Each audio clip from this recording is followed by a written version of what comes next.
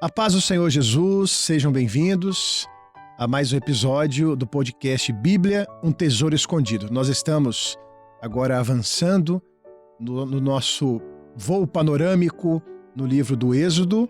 Já falamos sobre o começo deste livro e agora eu convido aos pastores para darmos continuidade a este livro tão maravilhoso que fala da saída do povo do Egito. A paz do Senhor, pastor Fernando. Paz do Senhor, os nossos amigos, irmãos, uma alegria estar aqui. A paz do Senhor, pastor Diniz. Paz do Senhor a todos. Bom, nós falamos até agora sobre o nascimento de Moisés. Moisés já é um homem, já estava no deserto, teve uma experiência com o Senhor, da sarça que ardia e não se consumia. E o pastor Diniz fez várias colocações, até recomendo de voltar no episódio, caso você não tenha visto, para acompanhar as revelações, os tesouros escondidos dentro desse livro. E agora nós vamos falar sobre a ida de Moisés ao Egito. Ele vai, não mais em nome dele, né, pastor Diniz? Ele sabia que não era ninguém, ele não tinha condições nenhuma, mas ele estava indo agora em nome do grande Eu Sou. E Deus vai realizar através de Moisés vários sinais que nós conhecemos na palavra de Deus sobre as pragas que vieram sobre o Egito, a fim de ensinar algumas coisas. Eu queria passar a palavra ao pastor Diniz. Nós temos de lembrar que todo o ensino é profético e tem um ensino para os nossos dias também. Deus estava ali começando a preparar um povo para sair do Egito. E Deus está preparando um povo para deixar este mundo no arrebatamento da igreja. E esse preparo, Deus quer salvar a muitos. E Deus estava preparando aquele povo. E aquele povo estava há muito tempo como religioso, conhecendo uma tradição, uma história dos antepassados. Há centenas de anos, Deus falou com os nossos pais. Mas agora era Deus se revelando, como Deus está fazendo nessa última hora. Deus falou lá na igreja primitiva, mas Deus tem falado nos nossos dias. E Deus quer salvar a muitos. E muitos ali tinham uma tradição no Egito, estavam presos ao Egito. E Deus queria tirar aquele povo, e Deus precisava de preparar o povo para a saída. Então os sinais, ele tem dois propósitos. Primeiro, anunciar que Deus é o único Deus. Só existe um Deus. E que o nosso Deus, porque nós vamos ver nas pragas, que os magos do Egito faziam muitas coisas também. Mas o nosso Deus prevalece porque ele é o único Deus. O adversário, ele é um engano, ele é uma mentira. Mas o poder de Deus prevalece. E nós vamos ver ali Deus usando Moisés com poder. Moisés foi diante de Faraó, mas ele foi em nome do Senhor. E é interessante e bom lembrarmos que Moisés, na sua incapacidade, tinha dito: Senhor, eu não sei falar. E ele insistiu ali com o Senhor, e o Senhor deu a ele Arão, irmão dele, que ele não via há muito tempo. Ele teve um encontro com Arão, e Arão vai com ele. Mas o poder de Deus estava ali manifesto. Quando ele chega diante de Faraó, vamos ver ali, o Senhor já tinha mostrado a ele antes, né? Lança a vara. A vara se tornou em serpente. Agora pega a serpente pela cauda, né? E era o cajado. É a direção do Espírito, é o poder de Deus. Você vai confiado no poder de Deus, na direção do Senhor. É o cajado na mão, lançou, virou a serpente. Agora pega pela vara, virou novamente a vara. Agora põe a mão sobre o seu seio. Está leprosa. Agora põe de volta a mão está limpa. Então, quer dizer, você vai com o poder de Deus. Você não é humano, é algo que Deus vai fazer. Aí vem aquela história, né, que o mundo, o adversário, ele quer enganar. Você lança a serpente, aí vem o mago lá e diz: isso daí é fácil, eu faço também. Aí lança a vara e faz a serpente, e vira serpente. Mas a do Senhor prevalece. Vai engolir e vai mostrar a mentira do inimigo, o engano do inimigo que está aí fazendo muita coisa, né? O adversário, ele é astuto, então ele quer enganar o homem, mas Deus estava através das pragas que viriam.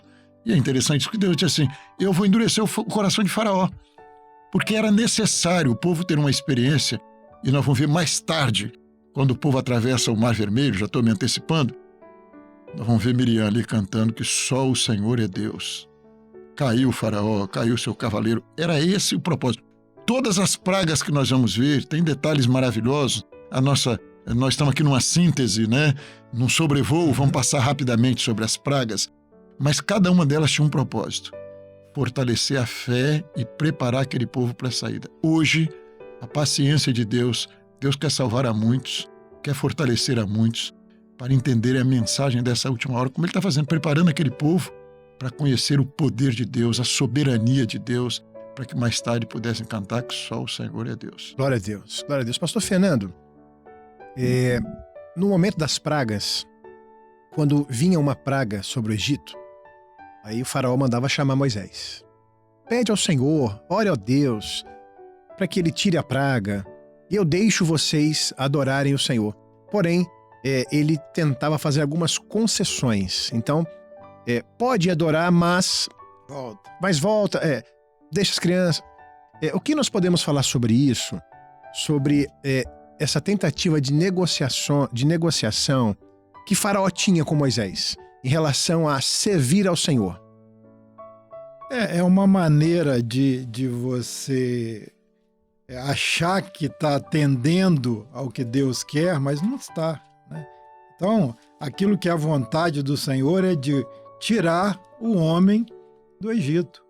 Tirar o homem do Egito. A salvação é isso, é o resgate do homem, o Egito, profeticamente simbolizando o mundo, é tirar o homem do Egito para uma nova terra, para uma nova forma de vida, né? Para um novo caminho, né? E Faraó queria impedir que isso acontecesse. Então a primeira oferta: não, você vai, pode ir adorar, mas você volta e fica aqui, o seu lugar é aqui.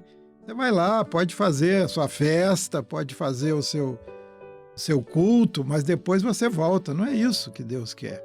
Aí depois ele disse assim: olha, vai só os adultos, né? Deixa as crianças, né? Era uma forma de impedir que aquela herança fosse transmitida. Vai só vocês, deixa as crianças aqui. E depois ele disse assim: deixa o gado, vai só vocês, deixa o gado. E o gado ali, o rebanho, era o sacrifício, era o culto, né? Era necessário para o culto. Então são as estratégias para impedir que o projeto de Deus ele se cumpra por completo na nossa vida, na vida do homem. Mas na última proposta, Moisés olhou para ele e disse assim: olha, nem uma unha ficará. Aquilo que o Senhor nos deu vai sair. Aquilo que é nosso vai embora, né? Os nossos filhos vão conosco. Essa é a promessa do Senhor, né? Aquilo que o Senhor nos deu, isso é para a glória dele, isso é para o louvor dele, isso é para que o nome dele seja glorificado. Isso não pertence ao Egito, né? Então, são estratégias mentirosas, são astutas ciladas, que às vezes parece até... faz sentido, né? Vamos lá, mas depois a gente volta. Então, não tem mudança de vida, não tem transformação de vida. Você está falando de Deus, mas você está preso às coisas desta vida, ao velho homem, né? A escravidão. Volta que vocês são escravos aqui, né? Não, deixa as crianças aqui, o novo nascimento, né? Não tem o novo nascimento. Então são estratégias, são ciladas, são mentiras, porque ele é o pai da mentira, para impedir que o projeto de Deus se cumpra por inteiro na nossa vida. Amém. Pastor Diniz, ainda nós estamos aqui, talvez esse episódio fique mais aí no assunto das pragas do Egito, né? Tem alguma das pragas que você gostaria de falar? Trazer aqui algum detalhe importante? Sim. Vamos reportar aqui um pouquinho o que o Fernando falou, né? O Senhor não transige com o adversário. Não transige. Não tem negócio. Não tem comunhão entre luz e trevas. O homem, a salvação é uma definição. É uma ruptura com o Egito. Quando Deus está preparando o povo ali para a saída do Egito, nós vemos que vieram as pragas.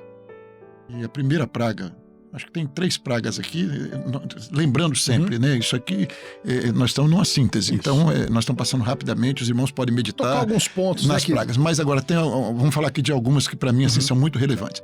Primeira praga foi no Rio Nilo. Deus tocou naquilo que era o Deus deles. E o rio Nilo se tornou em sangue, mas um sangue morto. O rio morreu, o rio apodreceu, né? O sangue para nós é vida, mas o sangue ali para o rio Nilo foi morte. E eles dependiam do Nilo para viver. Eles achavam que ele era um Deus porque do Nilo vinha a comida, vinha o mantimento, vinha a água, provisão, né? Vinha tudo. Eles viviam do Nilo, né? Das inundações ali, as margens do Nilo, onde tinha as plantações, onde escolhiam trigo. Era a riqueza do Egito. Deus tocou naquilo ali, mostrando que Deus é maior do que o Nilo, né? Do que o seu Deus, daquilo que vocês têm como divindade. E ali Deus estava mostrando para o povo de Israel quem era ele, quem é o povo, né? Quem é o Senhor. E mostrando para o Egito que existe um Deus que vocês não... Esse Deus de vocês é mentira, mas existe um Deus que é acima de todos os deuses, porque os outros não são deuses. Então esse é um sinal maravilhoso. O primeiro... Depois nós vemos lá, já mais para o final das pragas, nós vemos a praga das trevas, né? Porque é uma coisa extraordinária e fala muito desse mundo. Havia trevas palpáveis, de maneira que um não via o outro. Isso fala muito do mundo de hoje. Ninguém enxerga o outro, né? Porque a Bíblia diz que nos últimos tempos os homens se tornariam amantes de si mesmo. O marido não vê a esposa, não vê o filho não vê o pai, não vê a mãe não vê o filho. Todo mundo é eu. É a característica do mundo, das trevas desta hora. Ninguém vê o outro. Mas na casa do povo de Deus tinha luz. Glória a Deus. Né? Porque era uma coisa extraordinária. Não tinha luz nenhuma, nem luz do céu, nem ninguém conseguia acender uma lamparina em casa. Mas na casa do povo de Deus tinha luz. E nessa hora, o mundo está em trevas. E é a hora da partida. A partida estava próxima, né? Só havia mais uma praga depois. Então, nessa hora, nessa última hora, nós temos luz na nossa casa. E depois a morte do primogênito, né? O primogênito ali no Egito, morreu o primogênito de Faraó. Aquele que ia reinar sobre o Egito, que era uma divindade, ele morre também. Mas na nossa casa é um livramento, porque tem sangue. Não é o sangue do Nilo, não é o sangue morto, não. Mas é sangue do Cordeiro de Deus, é o sangue vivo que está na verga da porta, né?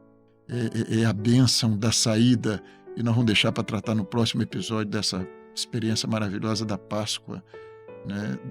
Desse momento extraordinário.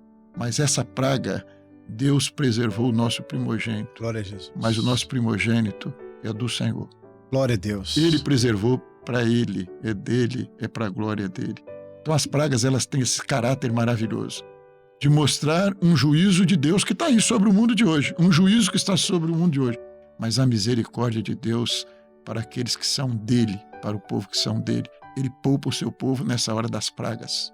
Glória a Deus. Bom, o pastor Diniz está nos provocando para entrar no momento da Páscoa, mas nós vamos segurar. Só criando um suspense. Que é um momento maravilhoso, mas eu queria pedir ao pastor Fernando, o pastor Diniz fez uma colocação muito importante para nós encerrarmos esse nosso episódio de hoje. O pastor Diniz fez uma colocação sobre a praga das trevas. Há uma nuvem negra sobre o mundo. Eu queria, pastor Fernando, que o senhor se voltasse aqui para aqueles que estão nos assistindo e falasse sobre a importância da luz nessa hora. O que é a luz que havia lá na região onde os hebreus moravam, na terra de Gósen, não é? No arraial dos hebreus, havia luz. O que é essa luz hoje para os nossos lares? Fala para o nosso querido participante aqui do podcast. Jesus disse que ele é a luz do mundo, né? Ele disse assim, quem vem a mim não andará em trevas, mas terá a luz da vida. E coisa boa é a luz. Quando a luz brilha, você sabe onde você está, você sabe quem está à sua volta, você discerne todas as coisas, você sabe aonde está o caminho. Quando a luz cessa, quando as trevas dominam, o homem fica perdido. Ele não sabe para onde ir, qualquer direção é direção, né? E ele se machuca, ele pode cair no abismo, ele pode se ferir, né? Então as trevas gera isso na vida do homem, é a morte. Agora, quando a luz brilha, você começa a ter um entendimento de todas as coisas, porque você está vendo todas as coisas, e Jesus profeticamente estava ali na vida daquele povo. A luz que estava ali brilhando nos lares, na terra de Gósen ou Gozém, era uma figura profética do Senhor Jesus, que é a luz do mundo. Tem uma passagem no Evangelho de Lucas, a experiência de Zaqueu. Quando Zaqueu Jesus entra na casa dele, ele começa a dizer assim: Senhor, se eu defraudei alguém, se eu lesei alguém, se eu prejudiquei, eu vou restituir quadruplicadamente. O Senhor não perguntou nada a ele, simplesmente o Senhor entrou na casa dele. Então isso é uma figura do brilho da luz na nossa vida. Quando ele começou a entender quem era ele, como era a vida dele, o arrependimento dele ali diante do Senhor, tudo isso por quê? Porque Jesus entrou na casa dele, só isso. Aí Jesus disse assim: hoje veio salvação a esta casa. Então a luz que brilhava ali no Egito, a figura profética gloriosa do Senhor Jesus, que quer brilhar na nossa casa, na nossa vida, na nossa família, para nos fazer entender, discernir de onde nós viemos, aonde nós estamos e para onde nós estamos indo. Amém. Glória a Jesus. Amém. Bom, quero deixar aqui então um abraço fraternal aos pastores e a você que nos assiste. E se Deus quiser, voltaremos no próximo episódio para falar sobre a noite da Páscoa. Esse momento tão importante, esse culto tão especial, com tantos ensinamentos, com tantos tesouros escondidos. Então quero deixar o meu abraço a todos aqui, aos pastores. A paz do Senhor. Paz do Senhor, um abraço a todos. Não percam a Páscoa, hein?